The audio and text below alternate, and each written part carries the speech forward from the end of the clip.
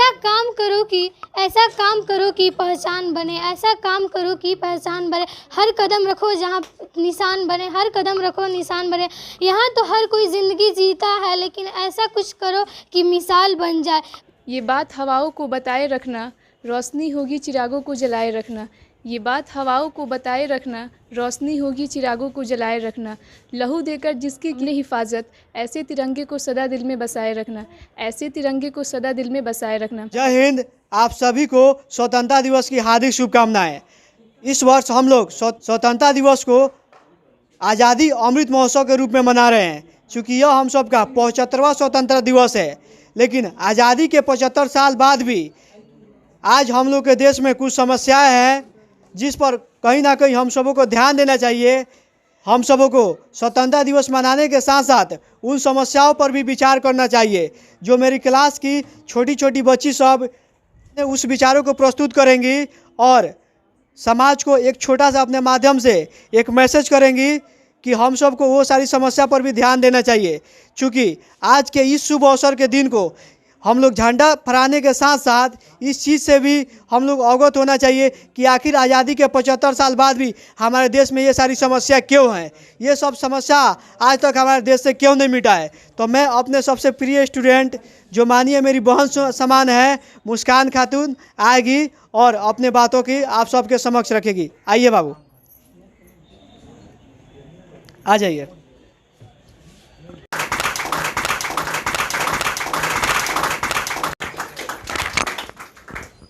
सबसे पहले तो मैं यहाँ आए सभी शिक्षकों गणों का और मैं अपने सहपाठियों का अपने दिल से नमस्कार कहूँगी।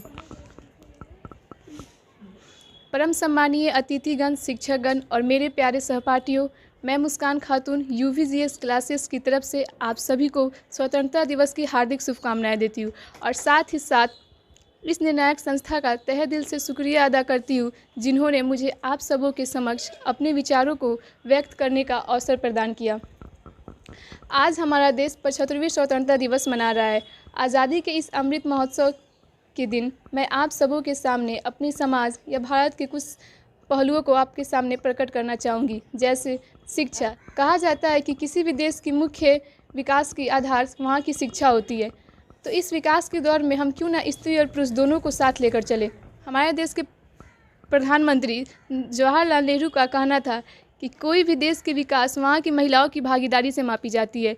तो इस विकास के दौर में महिलाओं और पुरुष क्यों ना साथ चले। आज हमारे समाज में लोगों के मन में वही पुरानी परंपराएं बैठी है। आज हम जिस समाज से पढ़ने आते हैं, वहाँ पे कई लड़कियों को पढ़ने का अवसर प्रदान नहीं हो पाता है।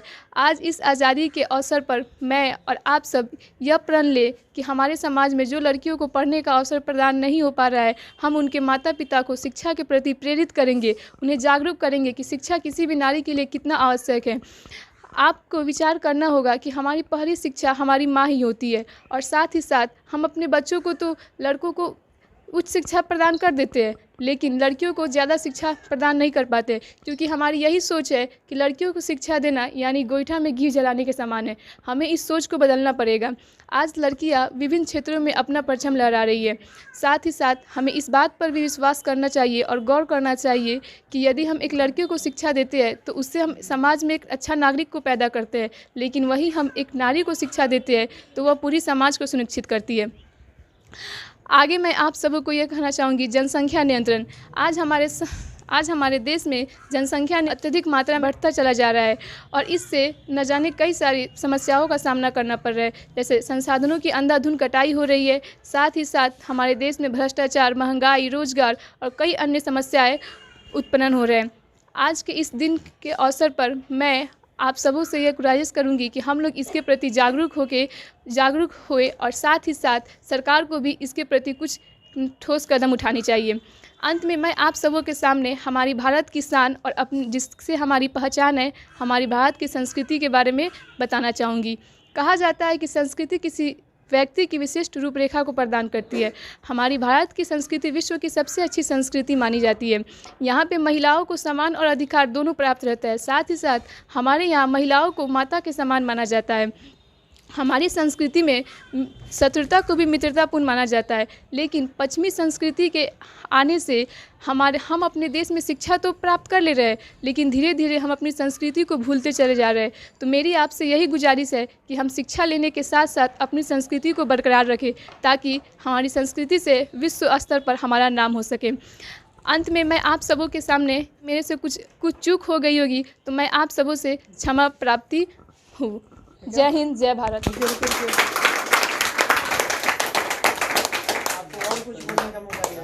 सभा में उपस्थित सभी अतिथियों, शिक्षकगण एवं मेरे प्रिय सहपाठियों, मैं पूजा कुमारी आज यूवीजीएस संस्था में आप सबों को 75वें स्वतंत्रता दिवस पर हार्दिक अभिनंदन करती हूं एवं मैं आप सबों के समक्ष कुछ अपनी बातों को रखना चाहती हूं और इसकी सहायता से मैं आप लोगों को कुछ बताना चाहती हूँ कि अभी हमारे देश को स्वतंत्र हुए 75 साल तो हो गए, लेकिन अभी भी हमारे देश में कुछ कठिनाइयाँ हैं जिसे समाप्त करना बेहद आवश्यक है। यही हमारा देश है जो 75वां स्वतंत्रता दिवस मना रहा है। मैं अपनी बातों को महंगाई, हिंदू मुस्लिम एकता और पर्यावरण से शुरुआत करना चाहती हूँ। महंगाई दिन पर दिन अपनी चरम सीमा को छुए जा रही है। सरकार तो अंतर्राष्ट्रीय स्तर पर कार्य कराकर देश को आगे बढ़ा ले रही है, लेकिन दिन पर दिन महंगाइयाँ हमारे देश में बढ़ती जा रही है। सरकार को एक बार देश के अंदर भी झांक के देख लेना चाहिए कि अभी भी हमारे देश में ऐसे गरीब भाई बहन हैं। यही हमारा देश है जो पहले कम रुपए का सामान अब सीधे दुगुने रुपए में हो गया है। जैसे कि गैस सिलेंडर पहले 4-5 महीना पहले 900-800 में मिलता था और अब धीरे धीरे 1200 में हो गया है। मैं सरकार से यह आग्रह करती हूँ कि सरकार महंगाई पर ध्यान दे। दूसरा मेरा पॉइंट है हिंदू मुस्लिम एकता। यही हमारा देश है जो 75 साल पहले स्वतंत्र नहीं हुआ था, तब ना ही हमारे देश में कोई धर्म था और ना ही कोई जातियाँ थी। हमारे पूर्वज लोग सभी हिंदू मुस्लिम भाई बहनों को एक समान दर्जा देते थे और एक साथ मिलकर इस भारत देश को स्वतंत्रता दिए थे। उन्हीं का देन है कि आज हम लोग स्वतंत्रता दिवस मना रहे हैं और हमें इस बात की बेहद ध्यान रखना चाहिए कि जितना ही ज़्यादा हम अपने देश में, अपने समाज में हिंदू मुस्लिम एकता को बनाए रखेंगे, उतना ही हमारा देश विकास की ओर बढ़ेगा।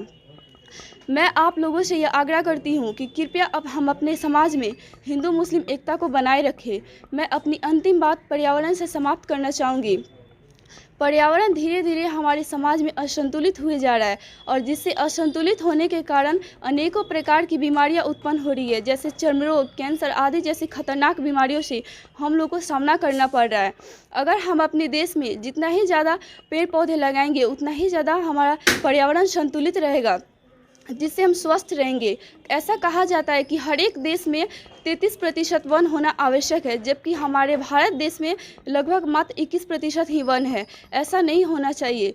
हमें अपने देश में वनों की कटाइयों को रोकना होगा। बड़ी बड़ी कंपनियां तो बाहर से आके हमारे देश में वनों की कटाइयाँ करके अपने व्यापार को लगाती है, अपने बिजनेस को बढ़ावा देती है, जिस कारण वो नहीं समझती कि हमारे देश का पर्यावरण धीरे धीरे असंतुलित हुआ जा रहा है, जिस कारण हमें अनेकों बीमारियों से सामना करना पड़ रहा है। अतः अगर मुझसे कोई गलती हो गई है या फिर कोई चूक हो गया हो तो मुझे माफ़ कीजिएगा। जय हिंद, जय भारत। मेरे प्यारे देशवासियों, आप सभी को स्वतंत्रता दिवस की हार्दिक शुभकामनाएं। मैं रोशनी कुमारी यूवीजीएस क्लासेस से आप सबको नमस्कार करती हूँ। आज 15 अगस्त है। आज का दिन हम सब के लिए बहुत ही खास है। इस वर्ष हम आज़ादी का 75वां उत्सव मना रहे हैं। 15 अगस्त 1947 को हमारा भारत अंग्रेज़ों की 200 साल गुलामी से स्वतंत्र हुआ था। अंग्रेज़ों ने हम भारतीयों पर बहुत ही अत्याचार किया था। हमारे देश की आज़ादी के लिए बहुत से वीरों ने अपना बलिदान दिया है। हमें उनका बलिदान हमेशा याद रखना चाहिए। अब मैं शिक्षा पे बोलना चाहती हूँ। जैसे कि हम लोग जानते हैं, शिक्षा हम लोग के जीवन के लिए बहुत ही महत्वपूर्ण है। शिक्षा एक ऐसा शब्द है जो मनुष्य को जीवन जीना सिखाती है। शिक्षा मनुष्य के जीवन का आधार है। हमारे समाज में अशिक्षित व्यक्ति को पशु के समान समझा गया है। शिक्षा ही एक ऐसी चीज़ है जो मनुष्य की पशुता को मिटाकर जीवन जीना सिखाती है। शिक्षा एक ऐसी चीज़ है जिसे हर कोई ग्रहण करना चाहता है और अपने बच्चे को देना चाहता है। और और चाहे अमीर हो या गरीब, सभी चाहते हैं कि उनका बच्चा शिक्षा ग्रहण कर एक अच्छा इंसान बने। हमारे समाज में शिक्षित व्यक्ति को एक अलग ही पहचान और स्थान दिया गया है। शिक्षा के माध्यम से पृथ्वी पर मौजूद सभी चीज़ों को हासिल किया जा सकता है। एक इंसान के जीवन में जितना महत्व रोटी, मकान, कपड़ा का होता है, उससे कई ज़्यादा महत्व शिक्षा का होता है। जिस देश का नागरिक जितना शिक्षित होगा, उस देश का उतना ही विकास होगा। जय हिंद, जय भारत। इस 75वें स्वतंत्रता दिवस पर मैं अपने देशवासियों को हार्दिक शुभकामनाएं देती हूँ। परमान्य सामान्य अतिथिगण एवं मेरे प्रिय मित्रों और शिक्षकगण, मैं UVGS क्लास की तरफ से आप सभी का इस 75वें स्वतंत्रता दिवस पर हार्दिक अभिनंदन करती हूँ। मैं आप सबके समक्ष में अपने कुछ विचारों को प्रकट करना चाहती हूँ जो बिहार शिक्षा सुधार पे है। मैं बिहार सरकार से यह आग्रह करती हूँ कि बिहार के शिक्षा सुधार पे अधिक से अधिक बल दिया जाए, क्योंकि बिहार में शहरी क्षेत्रों में तो शिक्षा की उन्नति अच्छी है, शहरी क्षेत्रों में शिक्षा की अच्छी व्यवस्था की गई है, लेकिन ग्रामीण क्षेत्रों में शिक्षा की व्यवस्था अच्छी नहीं की गई है, क्योंकि ग्रामीण क्षेत्रों में स्कूलों में शिक्षा के लिए पढ़ने लिखने, खाने पीने, शौचालय इत्यादि की समस्याएँ रहती है, अच्छी से उसमें व्यवस्था नहीं की गई है। ग्रामीण क्षेत्रों में स्कूलों में अधिक से अधिक 5वीं से 8वीं तक कक्षा होती है, उसके आगे की पढ़ाई के लिए हमें शहर जाना पड़ता है, जिससे हमें काफ़ी कठिनाइयों और परिश्रमों की करना पड़ता है। हम यह बिहार सरकार से अनुरोध करेंगे कि शिक्षा पर अधिक से अधिक बल दिया जाए। गांव से बाहर शहर में पढ़ने जाते हैं, जिसके लिए हमें अनेक कठिनाइयों की परिश्रम करनी पड़ती है। बाहर जाकर पढ़ने के लिए अधिकतर लड़कियों की परेशानी होती है, लड़कियों गांव से बाहर जाकर नहीं पढ़ पाती। हमारे जैसे अनेक विद्यार्थी जो गांव से बाहर जाकर नहीं पढ़ पाते, उनके पढ़ाई छूट जाती है, जिसके कारण गांव में अधिकतर लोग अशिक्षित रह जाते हैं। शहर की अपेक्षा गांव के ग्रामीण लोग उतना शिक्षा को महत्व नहीं देते हैं जितना कि शहर के लोग शिक्षा को महत्व देते हैं। हम चाहेंगे कि सबसे ज़्यादा लड़कियों की शिक्षा प्रभावित हो, क्योंकि लड़कियों को गांव से बाहर नहीं जाने दिया जाता है शिक्षा के लिए। सबसे महत्वपूर्ण होती है लड़कियों के लिए शिक्षा, क्योंकि हमारी प्रथम शिक्षक हमारी माँ होती है, इसलिए लड़कियों के लिए सबसे महत्वपूर्ण शिक्षक होती है। इसलिए मैं आप सबके समक्ष अंतिम बात ये कहना चाहूँ, 2-3 शब्दों में कहना चाहूँगी कि ऐसा काम करो कि पहचान बने, ऐसा काम करो कि पहचान बने। हर कदम रखो जहाँ निशान बने, हर कदम रखो निशान बने। यहाँ तो हर कोई ज़िंदगी जीता है, लेकिन ऐसा कुछ करो कि मिसाल बन जाए। मैं आप सबके समक्ष इतना ही प्रस्तुत करती हूँ। अगर मैं से कुछ गलतियाँ हो गई हो तो उसके लिए मैं क्षमा दान दें। धन्यवाद। जय हिंद।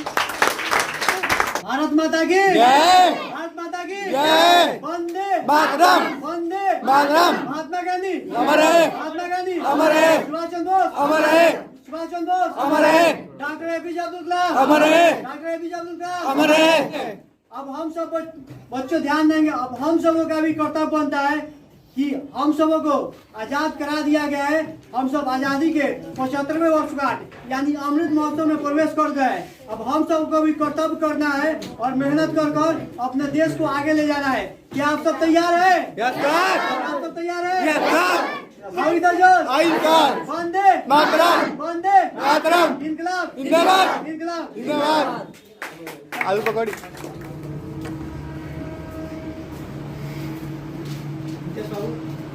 चंदन बाबू, विदेश बाबू,